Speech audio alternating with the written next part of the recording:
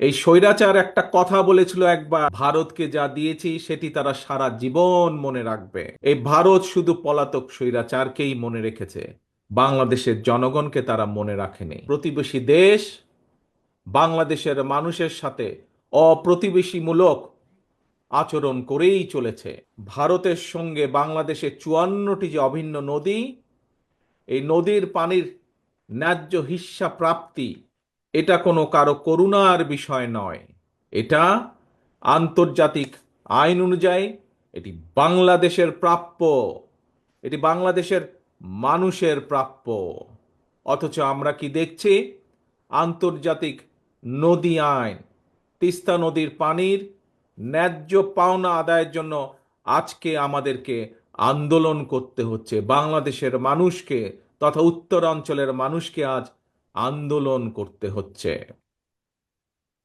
এই পানি বন্টন নিয়ে আমাদের প্রতিবেশী দেশ বাংলাদেশের মানুষের সাথে অপ্রতিবেশীমূলক আচরণ করেই চলেছে। আপনাদের সকলের জানা আছে, আজকে প্রায় 50 বছর হলো ফারাক্কার অভিশাপ থেকে বাংলাদেশ মুক্তি পায় নাই। এখন আবার তিস্তা বাংলাদেশের জন্য আরেকটা অভিশাপ হিসাবে দেখা দিয়েছে। সব আন্তর্জাতিক আইন লঙ্ঘন করে আমাদের প্রতিবেশী উজানের গজলডোবায় একটা বাঁধ নির্মাণ করেছে, করে তিস্তার এই স্বাভাবিক পানি প্রবাহকে তারা নিয়ন্ত্রণ করে চলেছে। তাদের এই অপ্রতিবেশীমূলক আচরণের কারণে আজকে উত্তরাঞ্চলের লাখো কোটি জনগণ বন্যায়, খরায় দুর্বিষহ জীবন পার করছে। পানির অভাবে তিস্তার বুকে আজকে ধু ধু বালুচর। একদিকে পানির অভাবে নষ্ট হচ্ছে হাজার হাজার কোটি টাকার ফসল, আবার কখনো হঠাৎ করেই, এই দেখেন 2 দিন আগে যেমন হয়েছে, হঠাৎ করেই উজান থেকে ছেড়ে দিচ্ছে পানি, আর সেই পানির কারণে বন্যায় ভাসিয়ে দিচ্ছে সাধারণ মানুষের ঘর বাড়ি, কৃষকের আবাদি ফসল ভাসিয়ে দিচ্ছে। 5ই আগস্টে আমরা দেখি যে একজন পালিয়ে গিয়েছে এই দেশ থেকে, একটা খুনি এই দেশ থেকে পালিয়ে গেছে, স্বৈরাচার এই দেশ থেকে পালিয়ে গিয়েছে। এই স্বৈরাচার একটা কথা বলেছিল একবার, নিশ্চয়ই আপনাদের সকলের মনে আছে। কি সেই কথাটা? স্বৈরাচার বলেছিল, ভারতকে যা দিয়েছি সেটি তারা সারা জীবন মনে রাখবে।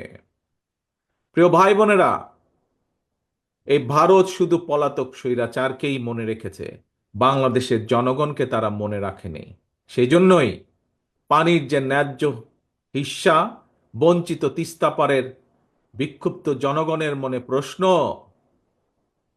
পলাতক স্বৈরাচারকে ভারত যা দিয়েছে, বা পলাতক স্বৈরাচার ভারতকে যা দিয়েছে, সেই পলাতক স্বৈরাচারকে আশ্রয় দেওয়া ছাড়া ভারত কি বাংলাদেশকে আর কিছু দিয়েছে? কিচ্ছু দেয় নাই। সারা বিশ্ব জুড়ে, প্রিয় ভাই বোনেরা, সারা বিশ্ব জুড়েই কিন্তু সব প্রতিবেশী রাষ্ট্রের মধ্যেই সমস্যা সমাধান কিংবা পারস্পরিক স্বার্থ জড়িত থাকে। নিজ নিজ দেশের স্বার্থ রক্ষা করে প্রত্যেকটি দেশই কিন্তু সমস্যার সমাধানগুলো করে, সমস্যাগুলো নিরসন করে।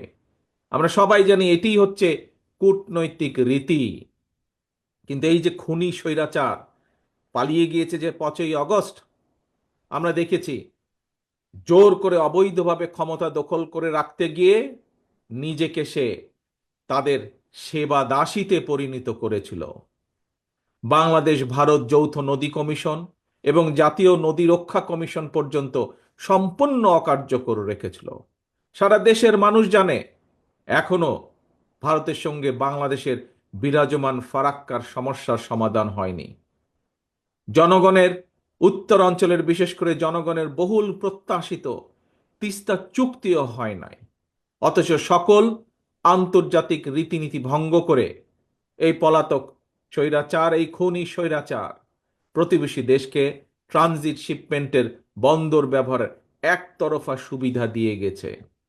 এইসব চুক্তিতে মিনিমাম ন্যায্যতা পর্যন্ত রক্ষা করা হয় নাই।